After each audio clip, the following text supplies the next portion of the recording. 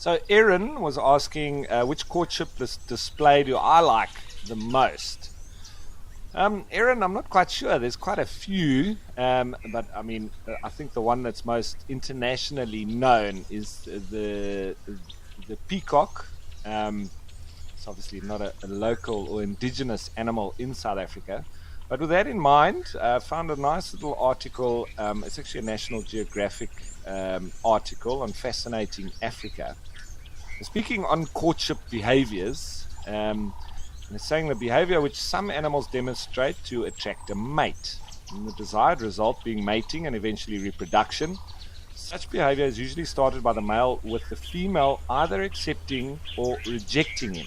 Mutual courtship displays are sometimes performed by monogamous animals as a way of strengthening the bond between them. And it's a very varied practice. On the one hand, it could be very simple, with the animal only being required to make a physical contact to secure its mate.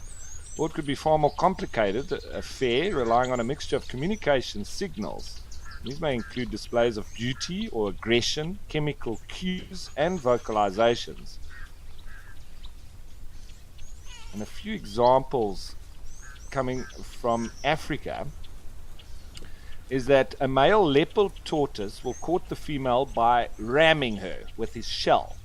So he literally bashes into her. However, once he's mated, he then loses interest and he'll be on his way.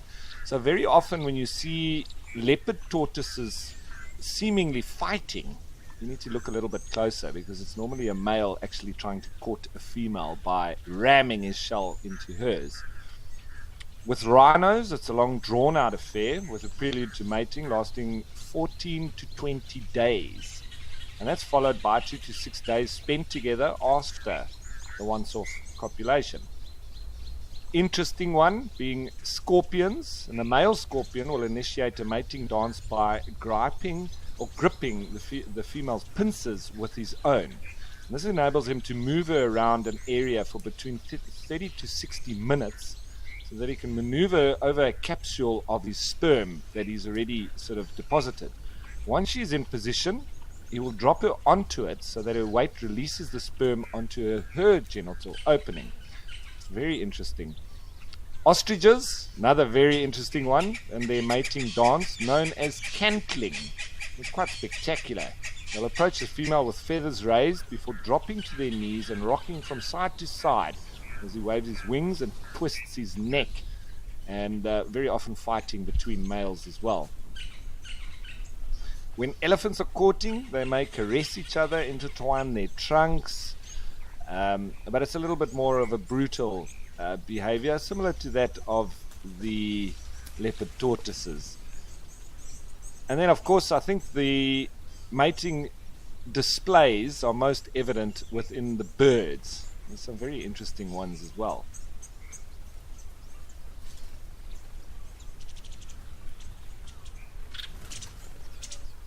I like a lot of the grassland birds where they actually create a lek, which it's L-E-K. It's sort of like an open area. And then they sort of dance in the middle while all the females sit on the grass around, almost like the audience in the stadium watching the dances of the little birds. And then they make their decision as to which one they're going to go with.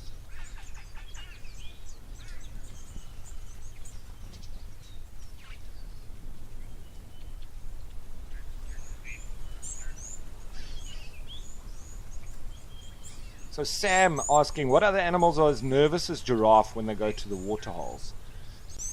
That's a difficult question, Sam, because there's not many animals that are as nervous as giraffe.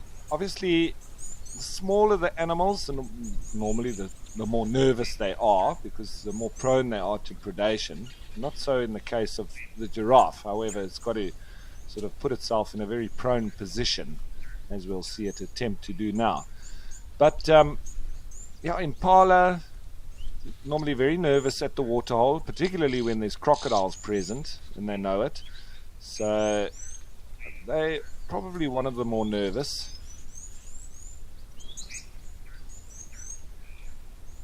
And all the antelope and the zebra and the rest, normally when they're on their own, they're a lot more nervous than if they're in the group, because obviously then there they've got, you know, safety in numbers, more eyes, more ears, and then much better potential for picking up predators if they're around. We also notice this with the giraffe. If they're alone, they're a lot more nervous. Maybe this one has now gone in for the drink because the second bull's arrived, so he does feel a bit better having eyes watching over him.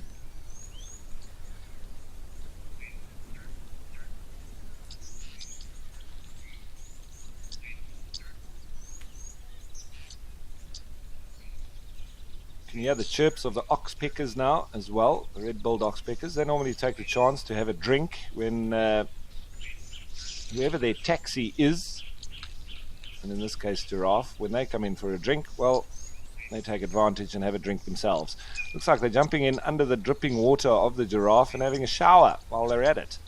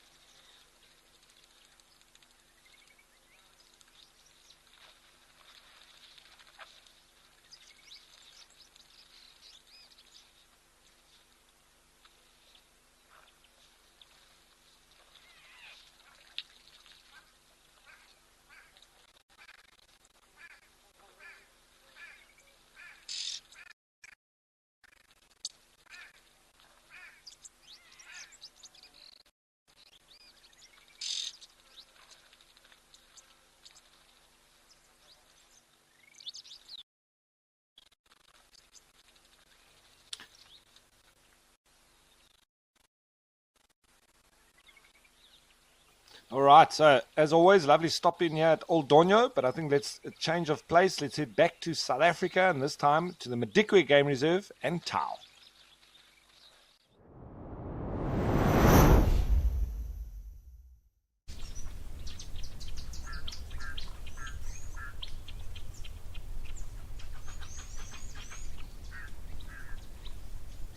It's like we've got another bull elephant.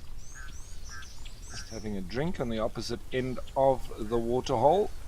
What birds do we have? We've got a South African shell duck there with a little brown body and the white head. That'll be the female. The male's got the grey head. Looks like we've got some red-billed teals just off to the right of that. Got some black-winged stilts just near to that log. You can hear some blue waxbills close to the camera.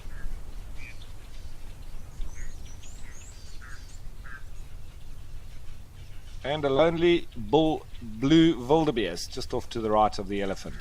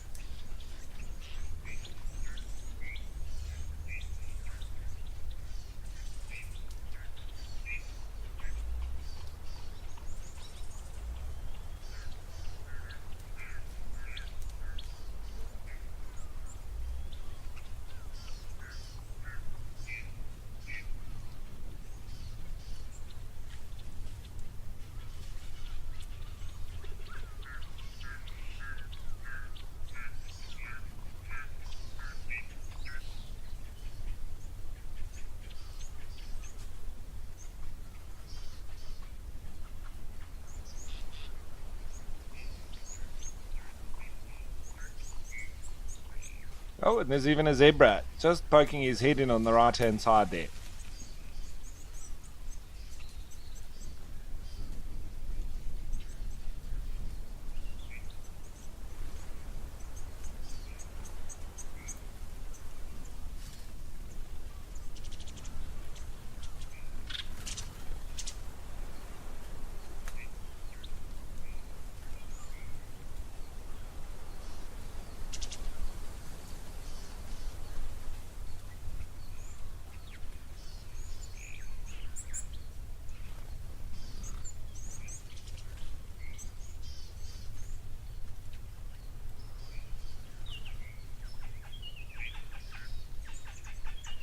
So Geo was asking, can giraffe be identified by their markings?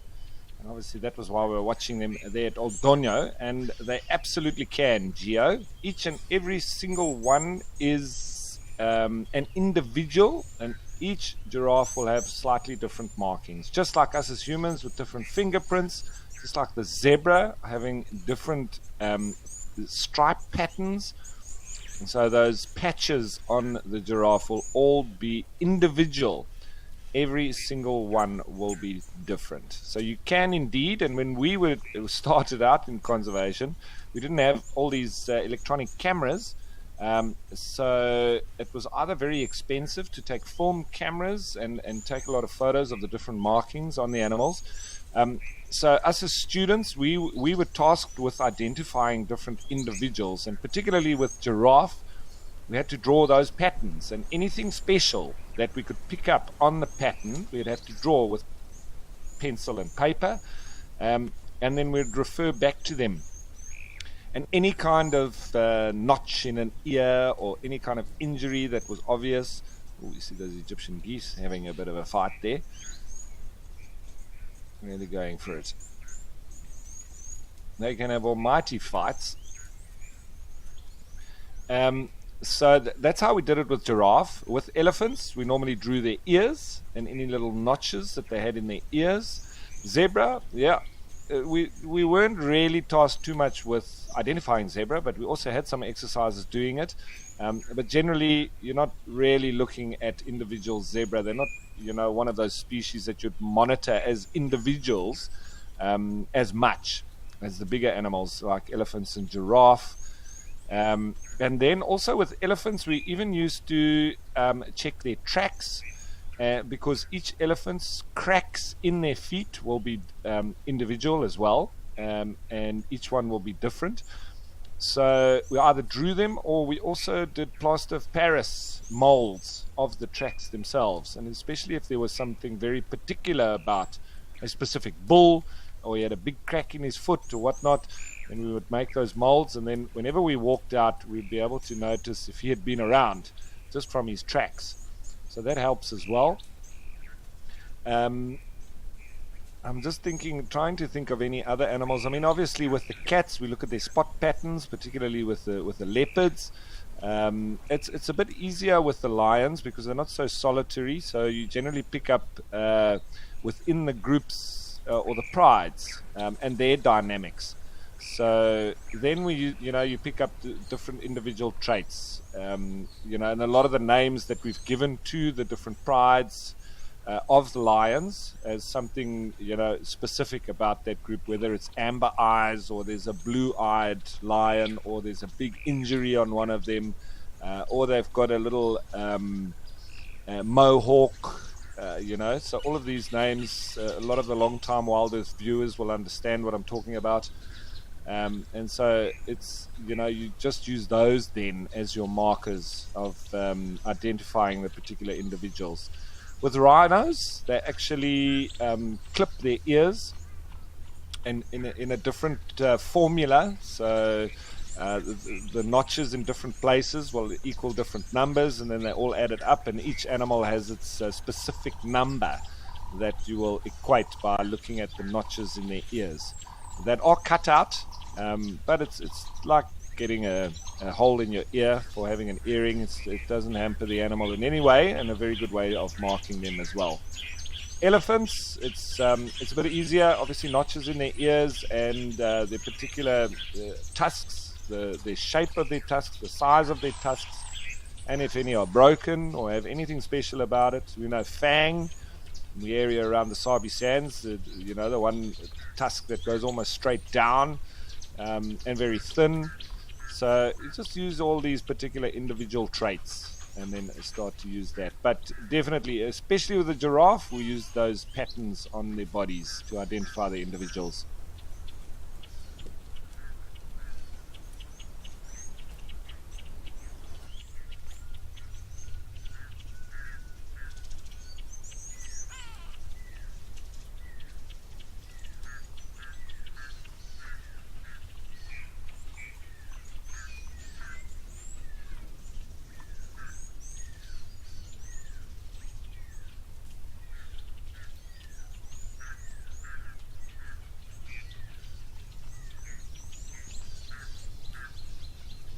So just a lovely message coming in from Edward, just saying thank you, and that he loves watching WildEarth with his mom, who really enjoys watching the animals and listening to the guides. And so a lovely message straight back at you, Edward. Thanks for joining us, and all the best to your mum as well. I hope she enjoys the show.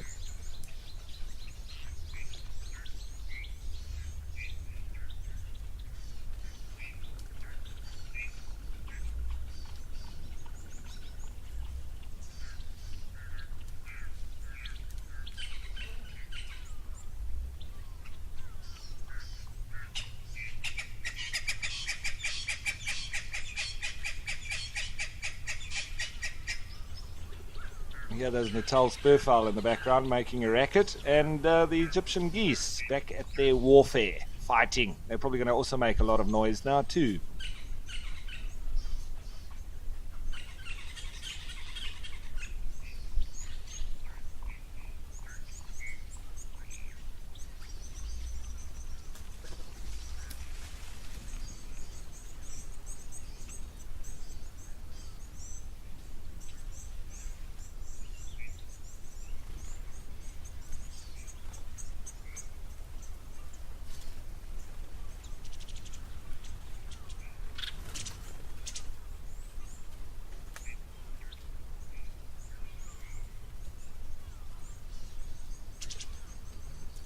Oh, another big bull coming into the fray here.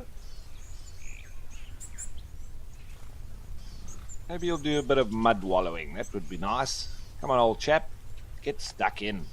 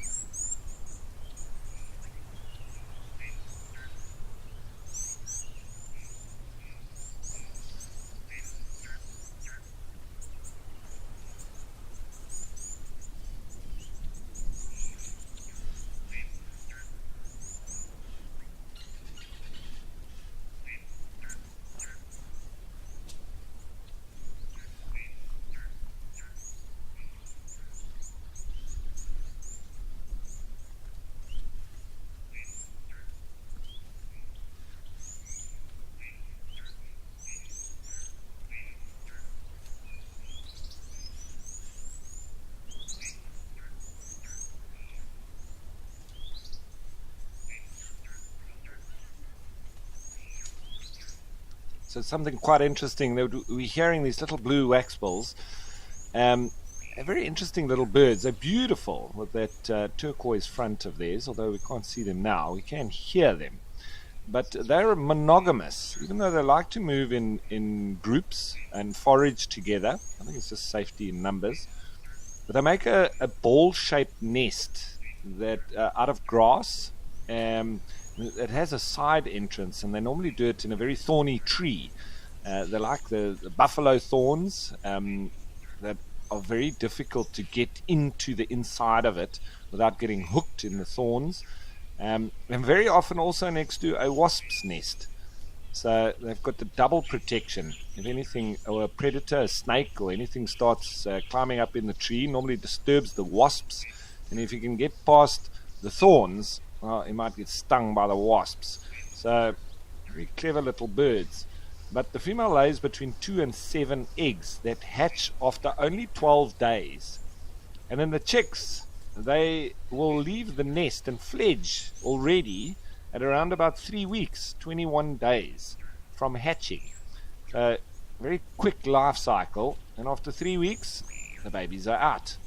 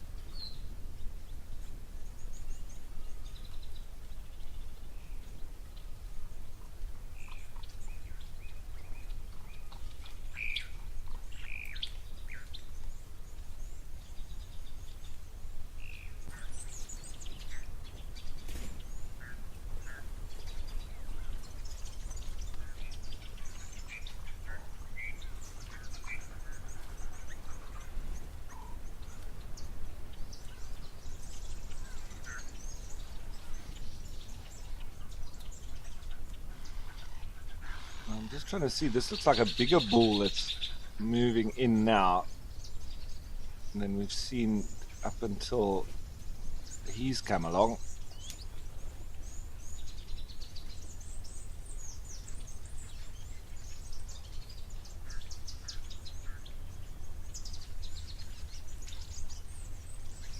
Bit of a head shake as the ostrich came into screen there. Male ostrich just there off of the wildebeest to disturb him.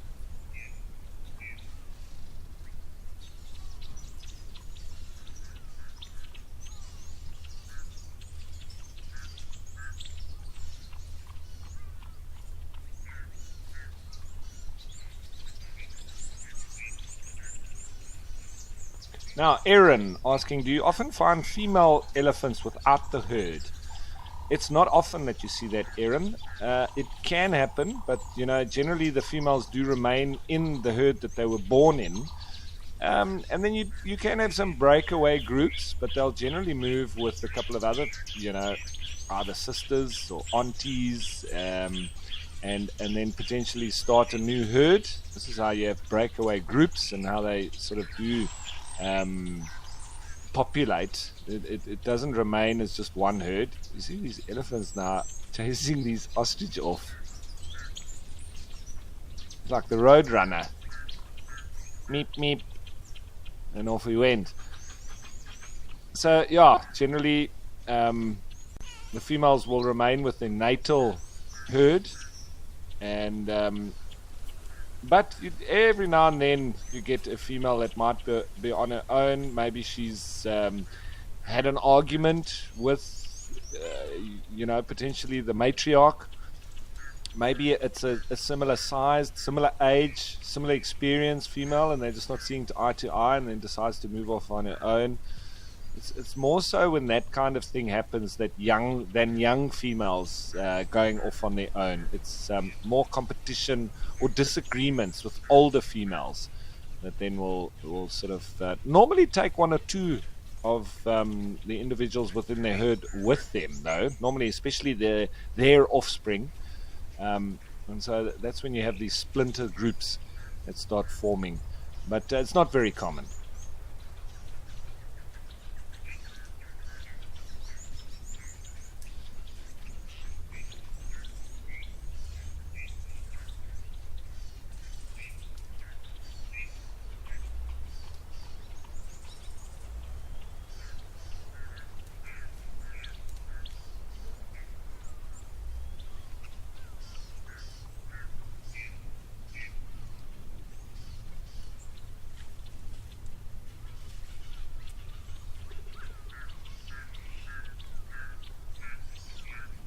And it looks like these guys are all coming in. Maybe there's some poker on the cards.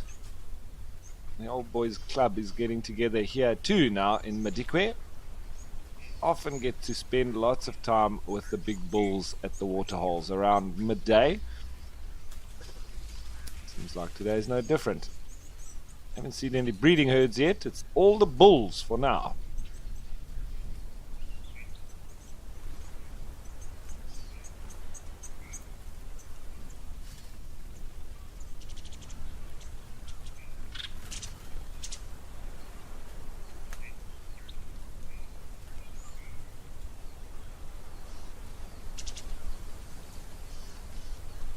And always interesting to watch. You'll see if there's any greeting in amongst them.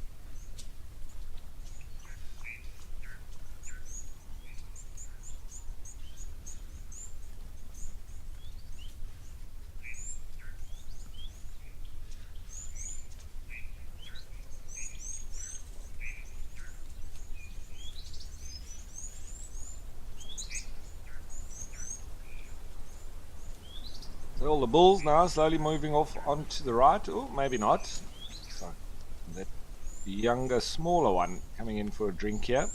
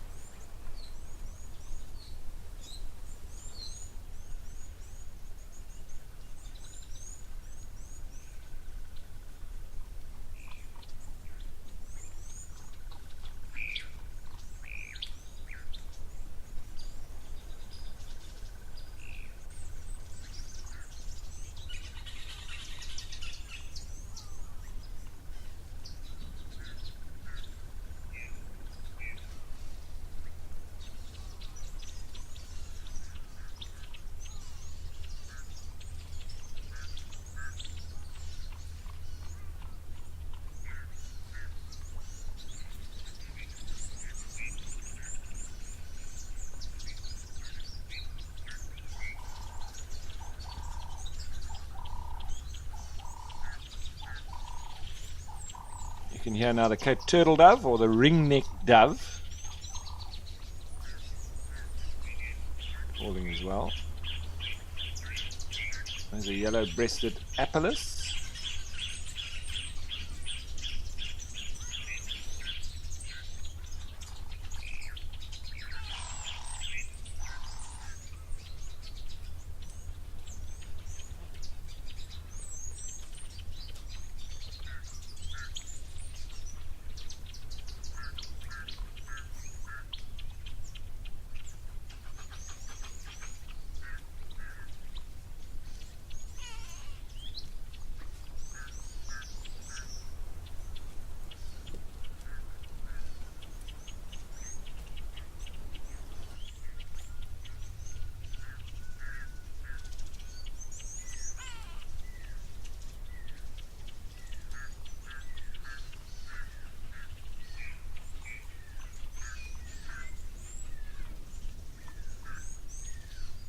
So let's have a little bit of a scan and see what else is about. Now, there are quite a few elephants that came through, so maybe some of them have gone on to the muddier end of the waterhole.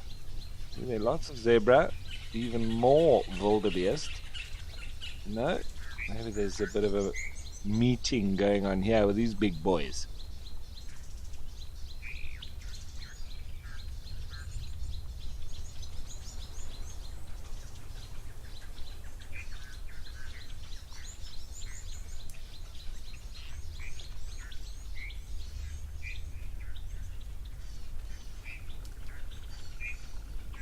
No sign of the crocodiles just yet. There's one of the ostriches.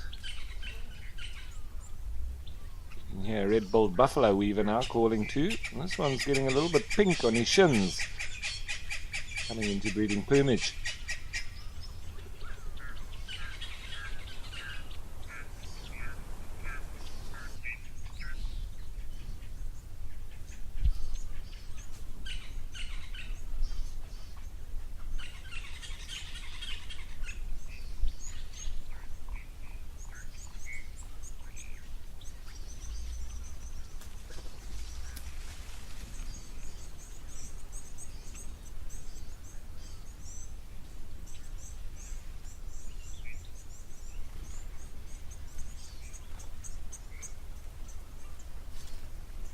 It looks like the ostriches are getting chased around by the elephants today.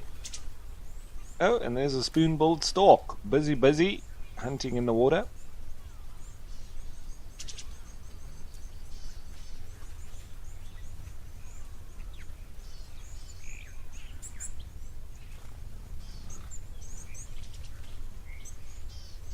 What a sight that is. Lovely view.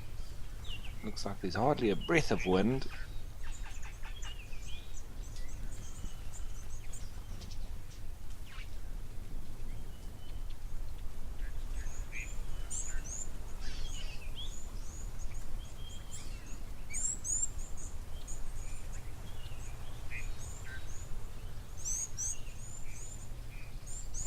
The elephant might go on chasing the ostrich, or has he lost interest?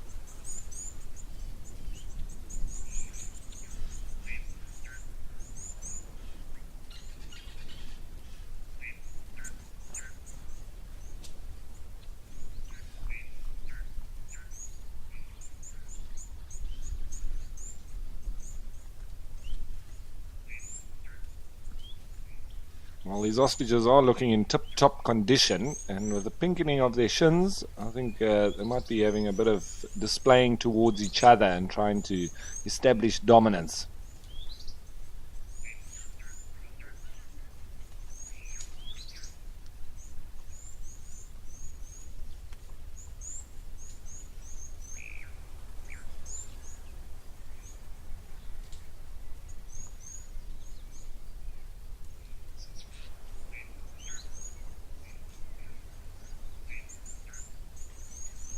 So let's see what happens with these two. Looks like they are, well, they were looking to have a bit of a meeting. The ones decided against it. See here, this one looks quite dark in between its back legs. So I would say he's also leaking from his temporal gland, and maybe that's why the other one got out of his way, because he can smell that he's in musth. 60 times the normal levels of testosterone, and so he'd rather give him a wide berth.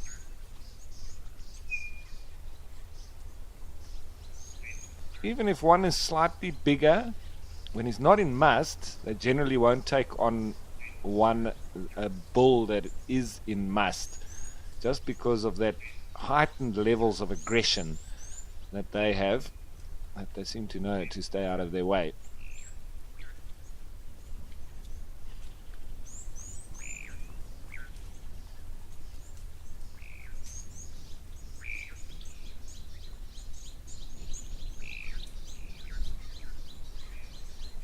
And Joanne Mellows saying it would be good to see a crocodile today. Yeah, you never know. The warmer it gets, and the later on we get as well, the more chance I would say there is for activity. They are like solar panels, ectothermic, So they get the heat from outside sources, and so the more sun there is, more chance of activity from the likes of crocodiles.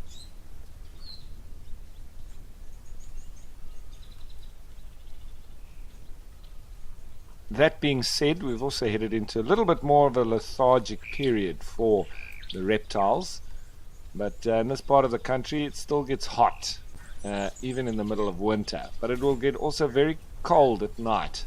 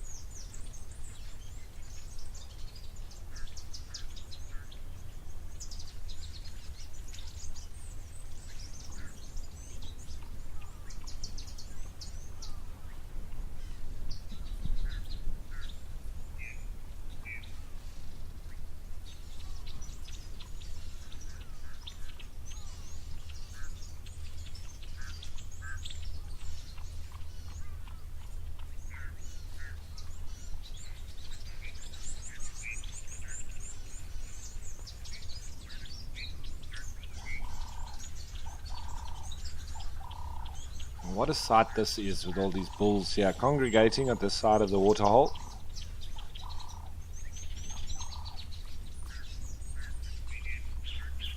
Looks like they're all trying to keep away from the chap in Musth. He's most likely in a bad mood.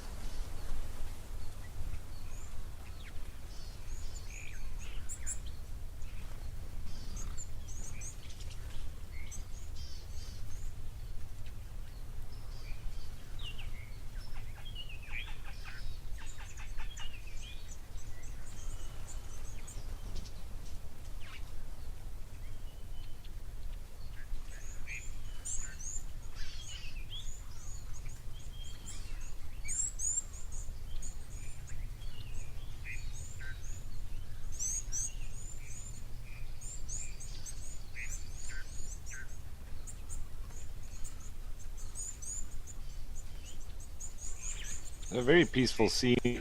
Just softly drinking, not too much going on between them.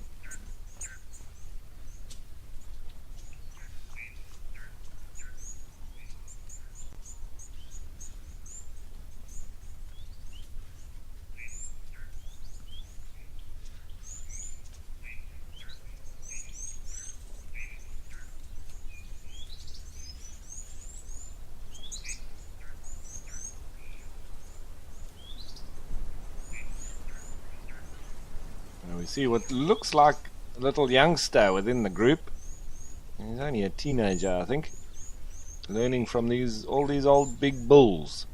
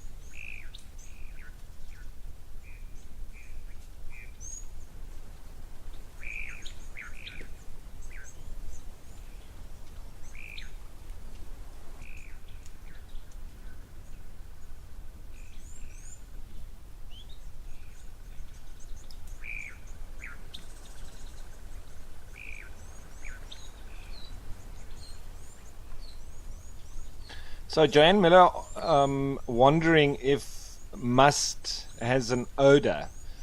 And Joanne, it most certainly does. You can smell it a mile away. It's, as the name suggests, although it's spelled M-U-S-T-H, is the condition that they're in, but the smell that they give off is very musky with a K.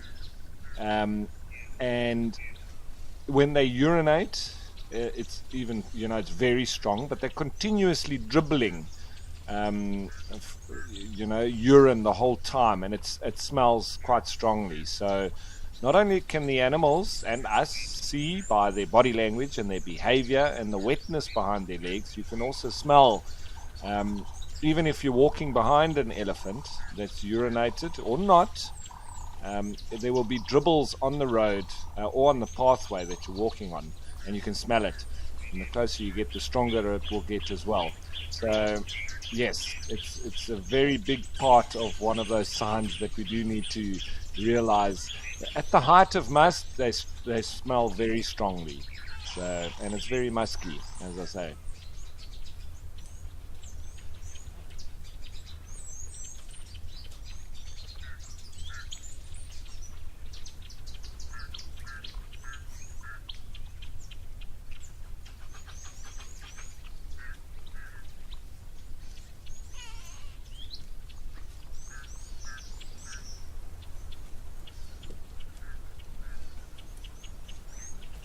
A nice close-up of a fully extended trunk.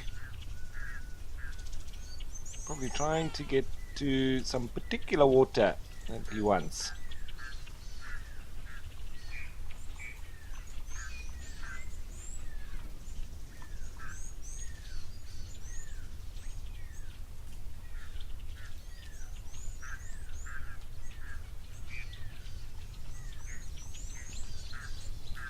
In the background there actually sounds like a pearl-spotted owlet that was just calling. Sometimes they call during the day. Otherwise, it might be the likes of a drongo mimicking. But definitely the call of a pearl-spotted owlet. Whether or not it was called by one remains to be seen. You see, a lot of the times the other birds use that call to distract the other birds, because pearl-spotted owlets eat little birds. So they obviously get quite agitated when that call is around. And if there's a food source that they're all after, and then one of these mimickers calls a pearl-spotted owlet, they all move off, and so then allowing them to feed. So it's one of those tactics of the mimickers to pretend to be a predator when you want to get in with the food source. So the question is, was it actually one, or was it a drongo, or a chorister robin chat maybe? Chorister robin, they also do it. Oh, hello, there's a couple of red hartebeest off on the right.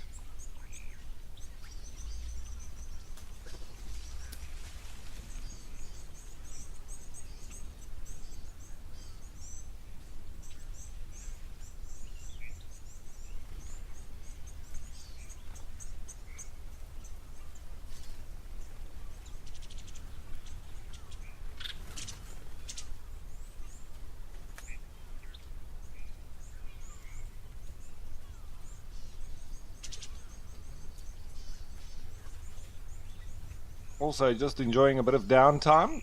As we see that one zebra now flat out. The hartebeest would be doing a bit of ruminating as well, I'm sure.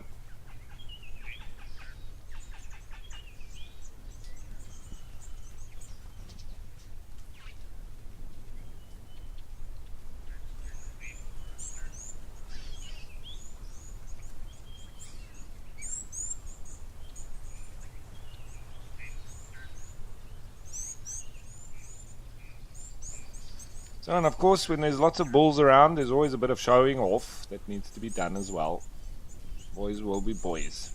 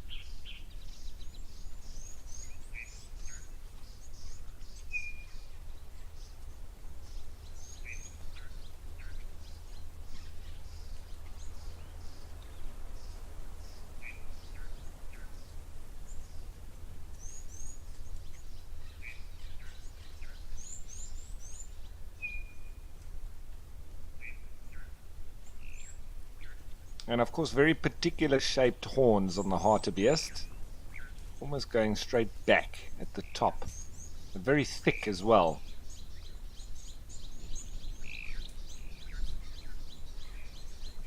So Tydenbach was asking, among the younger bull elephants, does musth in one bull heighten the aggression in others around it?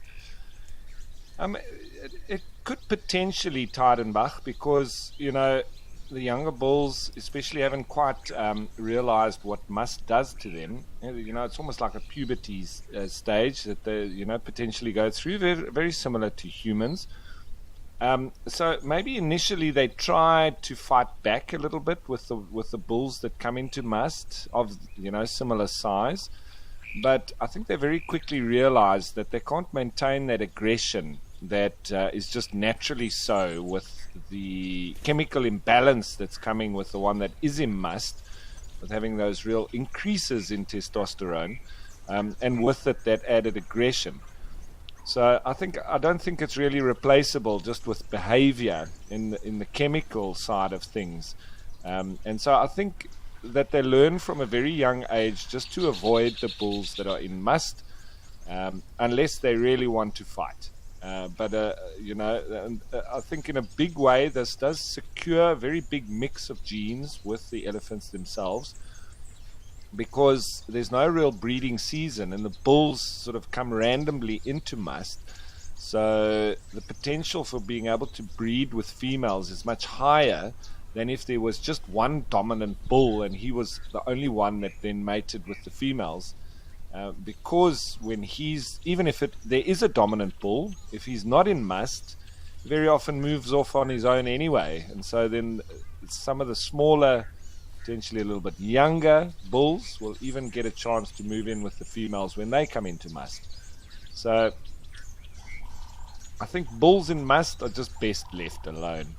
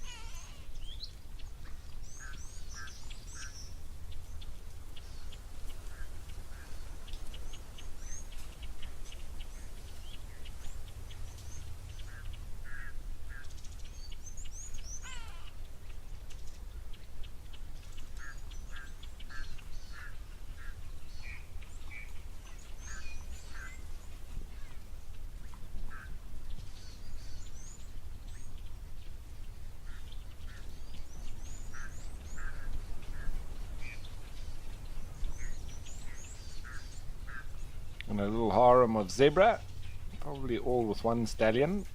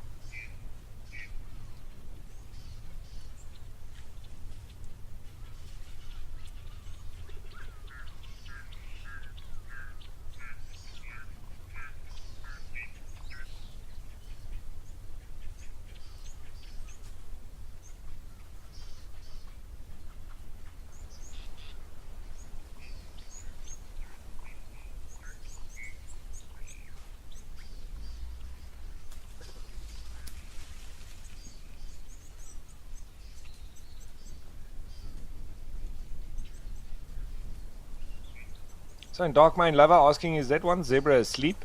I would say so. I think it's a youngster. That definitely looks like it's catching some Z's there. You can definitely see that it's still breathing, so I think it's fine. But catching some shut-eye.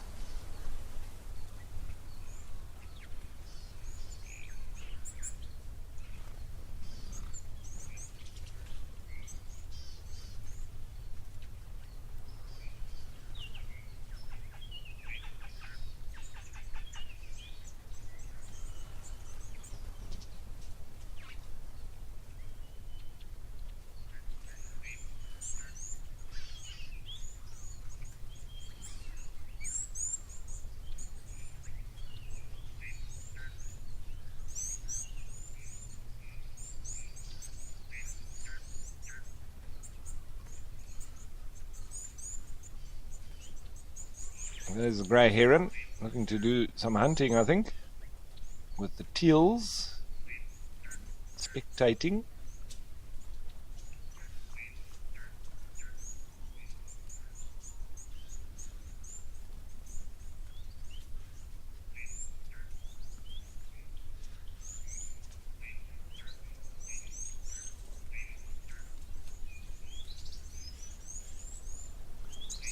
Still no sign of the crocodilians.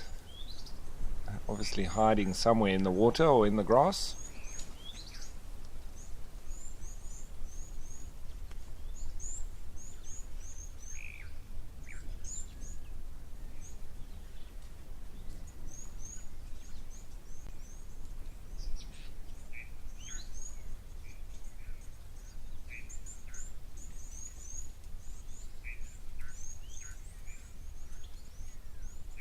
Looks like you may be onto something. Go, Mr. Heron.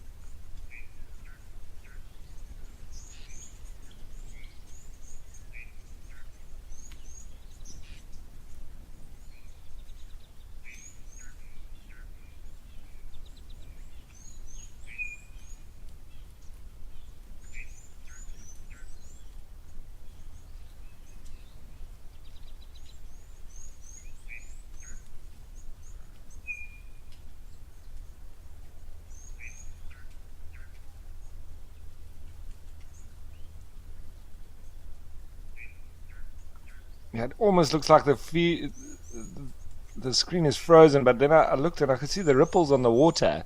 The teals were also dead still.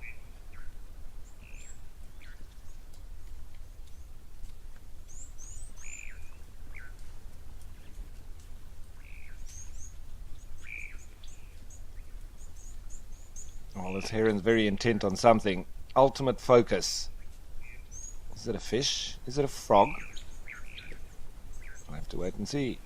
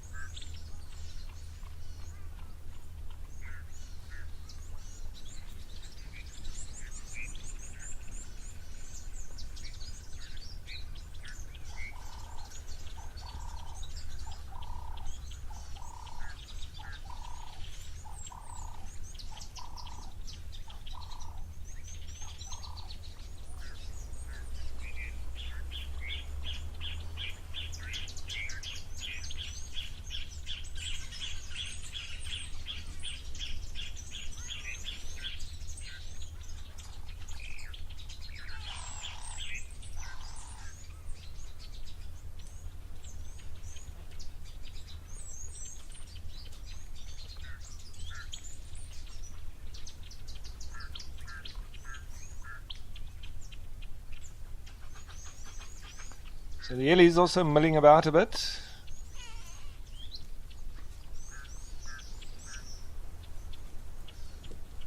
Is this our chap that I thought was in Musth? Doesn't look like it.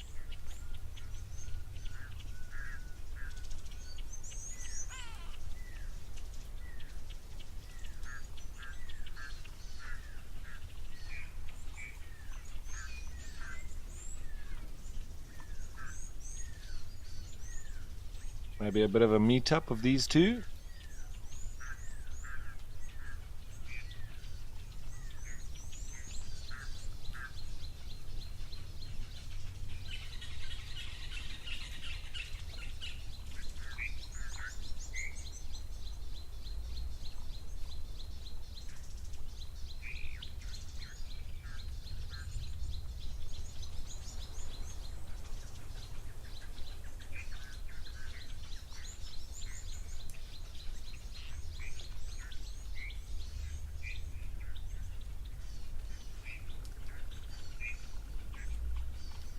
there's an egret there as well. I think it's a great egret.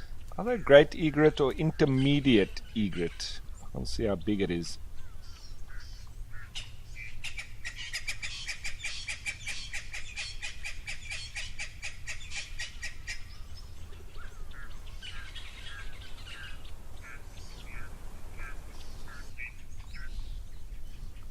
And Amanda's loving the reflections in the water. It is beautiful now. Elephant reflections. And the lovely white from the egret as well.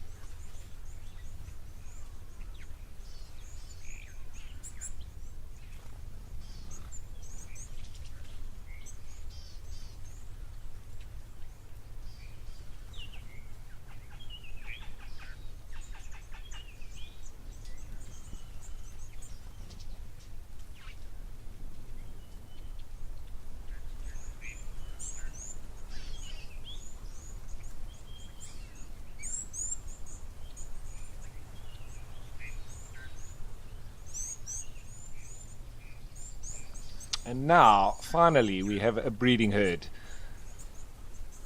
That is lovely. Now we get to see the youngsters coming into frame. I'm wondering how long they'll hang around, especially if there's a bull in Musth. The breeding herds don't generally hang around when there are, so it will be interesting to see.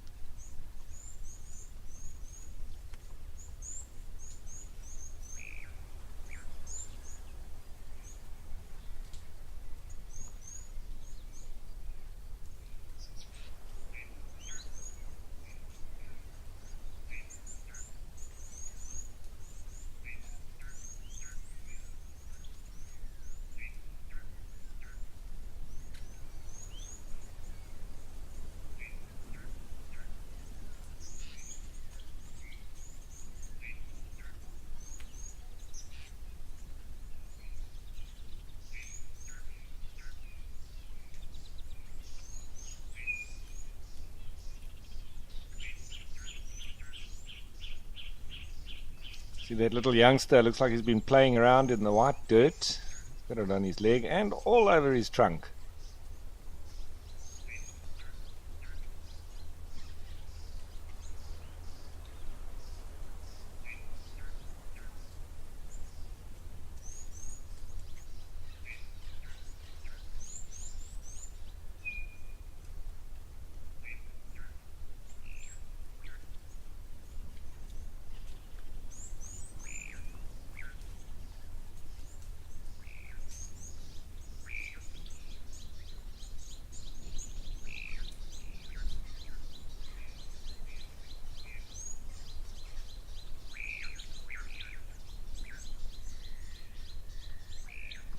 Trying to nuzzle in there for a drink from Mum.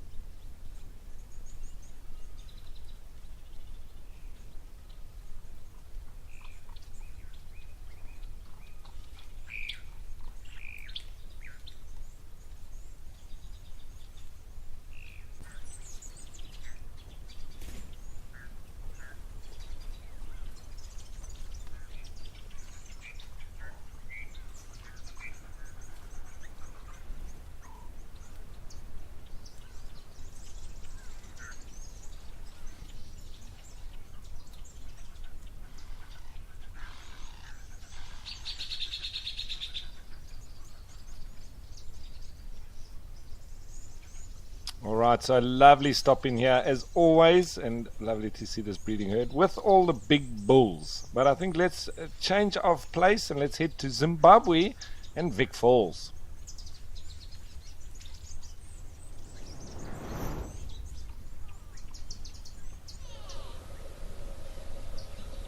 Where lots and lots of birds have pulled in, and look at that. Can you identify these different birds? We've got a few pelicans. Can you believe it? Joined in with the marabou storks. That's the first for me, seeing pelicans here.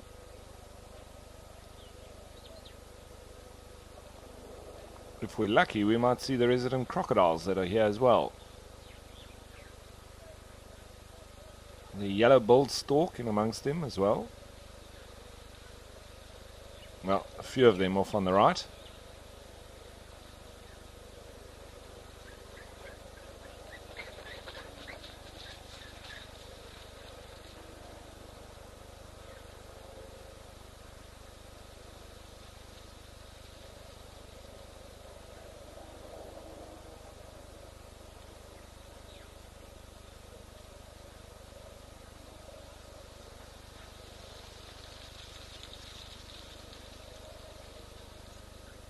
Now, see, this must be quite an odd occurrence because the last, I've sort of just done a bit of a search, and it seems like there was lots of reports from 11 months ago that 3 pink-backed pelicans had visited Vic Falls Safari Lodge. How many have we got here? There's a number of them here. Have all come to visit. Maybe a bit of a pit stop is on their way to somewhere else.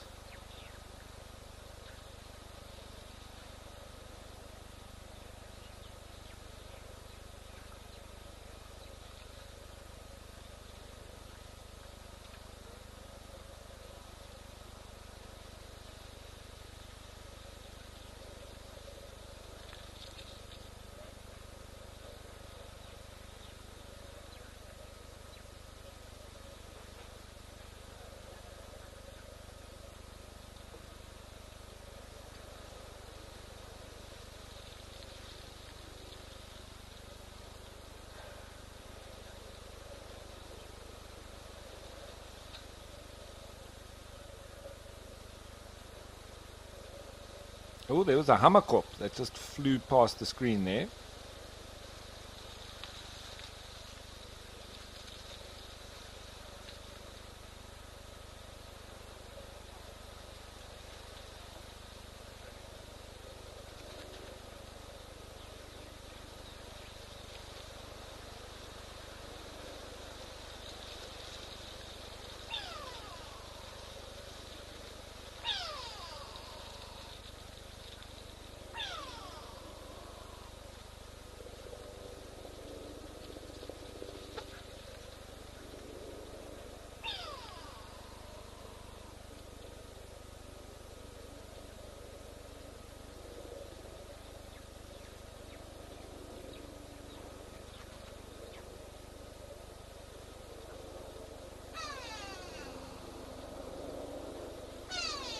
That's a grey go-away bird calling. And just with a little bit more digging to see how common it is to see pelicans in this area around Vic Falls. I've never seen pelicans there. So that doesn't mean that they're not seen at other times. It's just that I haven't. So I always thought that there weren't any here. But the only thing I can find is from the Birdwatch Zambia forum. And they say that the Clipper Fish Farm, which is about 30 kilometers upstream from Vic Falls, is brought into the area, and this was in June 12, 2020. So just bear that in mind. As you see the black heron there as well. He's obviously going to go do some of his shadow hunting. So the Clipper Fish Farm, 30 kilometers upstream from Vic Falls, has brought into the area a large number of birds associated with water, including pelicans. And for much of last year, that it would have been 2019, swelling to over 50 at one stage before it gradually shrank back around the end of 2020. There were just 3 at the farm when they did their bird count. And around the turn of the year, they were joined by a fair number of great whites. but they were not in evidence at the time of Livingstone Museum's January waterbird count. So, and then there were a few pelicans spotted on sandbanks along the river, but it seems they've split up a bit and sometimes coming back, and it seems like, so I think they have been introduced, but still nice to see. And of course they've got wings, so they can they don't have boundaries. They'll go wherever they want, whenever they want. But it seems like they like to return as well, as is evidenced here.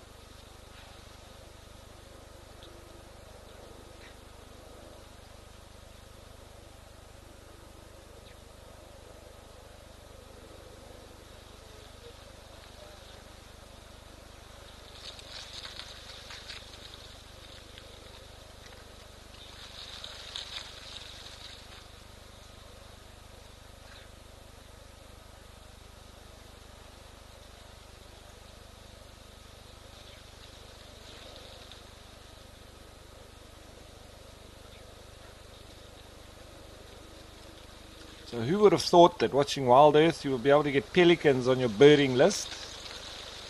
Wouldn't think you see them very often in the Sabi Sands. You might get one or two flying over at Amakala Game Reserve, but definitely not something you're going to see every day, that's for sure.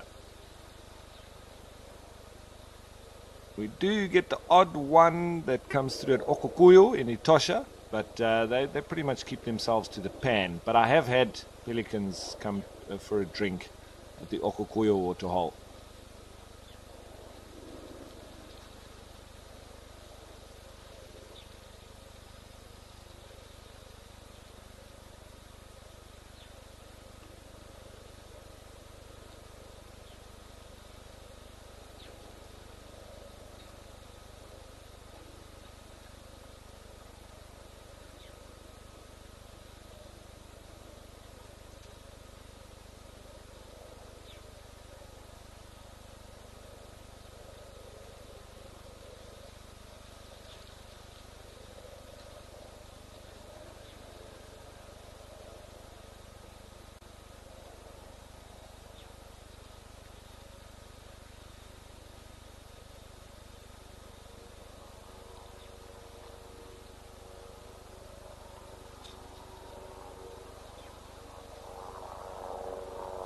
And what a lovely gathering this is, with the undertakers as the marabou stalks, the lovely white feathers of the pelicans.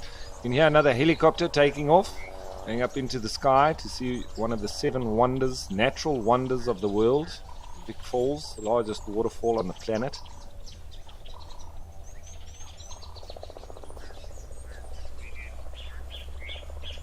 And slowly heading towards the end of the show.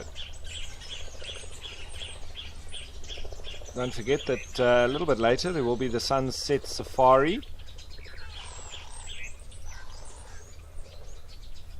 And I, of course, will be back here, same time, same place, tomorrow. Oh, apologies. Sorry, we're Monday. I've forgotten the new schedules. There won't be the sunset safari later on today. I think you'll have to wait until tomorrow or Wednesday. But still lots to look forward to and lots of wildlife on your screens. But I'll be back again tomorrow. Same time, same place. So as always, thanks to the viewers for joining us. Of course, thanks to the wildlife who have been the stars of the show and the whole WildEarth crew for making everything happen. I hope you've all enjoyed the show. It's been a lovely one, I would say, from my part. Thoroughly enjoyed it, and always enjoy your questions and your comments. So thanks for sending those through. You can see a little pied kingfisher that's just landed there above these pelicans. Seems to be a little bit windy, so maybe he's going to struggle to balance on the branch there and catch his fish. But it might make it a bit easier for him with the ripples on the water. Slightly more difficult to see the fish, but then they can't see him either. So could help him nonetheless. Lots of grooming going on with these pelicans. But I hope you enjoy the rest of the day, folks, and I hope to see you all back again tomorrow. And that's it from me for now. Give it horns, bush greetings. Cheers.